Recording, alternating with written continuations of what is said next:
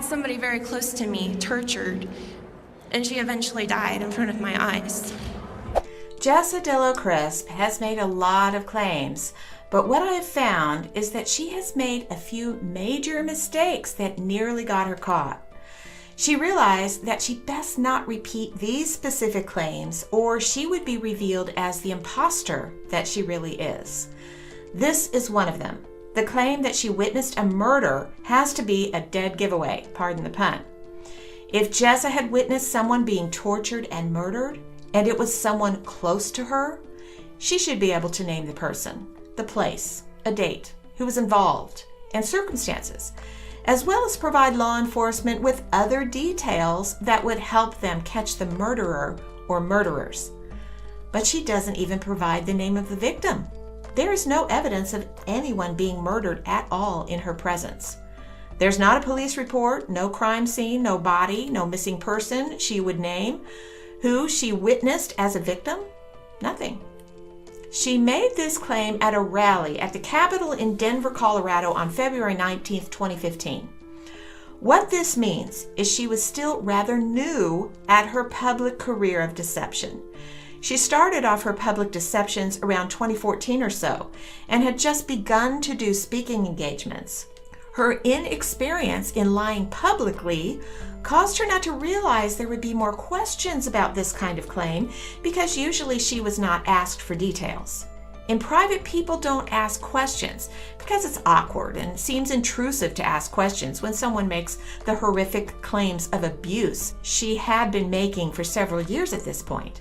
But you can imagine the questions she must have started to get after she made this public statement. And at the same rally, she also made this claim. There's gang raping. There's police officers who'd put handcuffs on me and rape me and tell me that I would be put in jail if I opened my voice. And again, Jessa realized after she made this claim that she would be asked a lot of detailed questions. What police officers did this? What precinct? What city or state? When did this happen? Why were you in custody? Or were you in custody when this happened?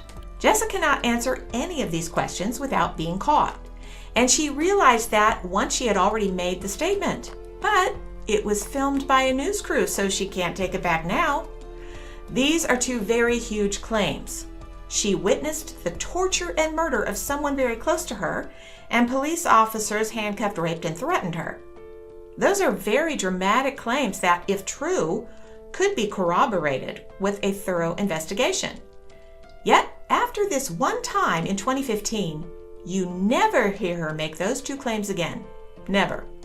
I've listened to many hours of interviews and speeches and read numerous articles about Jessa's stories of abuse. But these two huge events are never mentioned again by her. I think Jessa learned a lesson with this debacle.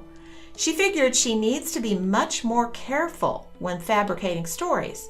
They have to be more general, and she needs to have some excuse not to be able to provide details so she will not be discovered. Around the same year of 2015, she found another opportunity to be a victim and possibly make some money at the same time. She became involved with a group of people who wanted to sue Bill Gothard and IBLP, or the Institute in Basic Life Principles, for abuse. So she fabricated a story that she was raped by one of the counselors at an IBLP facility. And I happen to know that she also had an accomplice to this particular claim, which I cannot publicly reveal right now. Through this lawsuit, she also became the only person ever to accuse Bill Gothard himself of rape, and became Jane Doe II in the lawsuit that was filed in 2016. Of course, she didn't have enough experience in public deceptions at this point to realize what a firestorm this might cause for her. Public deceptions are much different than private ones, and Jessa was still learning this. So again, she came to realize that these claims were too detailed, and she was going to be discovered. Once she realized the defense would be looking into the background of each claim made in the lawsuit, and that means they would be looking into her real background, she quickly dropped out to avoid that kind of scrutiny. As usual, making the excuse that it was too traumatizing to go through with it. You can see the details of these lawsuit claims in video number 3 in this series, so I won't repeat all that in this video. But suffice to say, she made up all these claims too. And like the other mistakes she made about the murder and the abuse by police, she doesn't mention this lawsuit again except in one Facebook post. Generally, she doesn't talk about this because too many questions could be asked and too many people could scrutinize her story. This is another time she realized she better not keep pushing that narrative. But as a few years passed, she continued her quest for significance, attention, money, and sympathy by telling horrifying tales of abuse. She started fashioning her public persona and presented herself as a life experience expert in sex trafficking and abuse. But in 2022, she got too comfortable and she slipped up again. People were believing her story so easily, and this caused her to make another mistake that could have gotten her caught.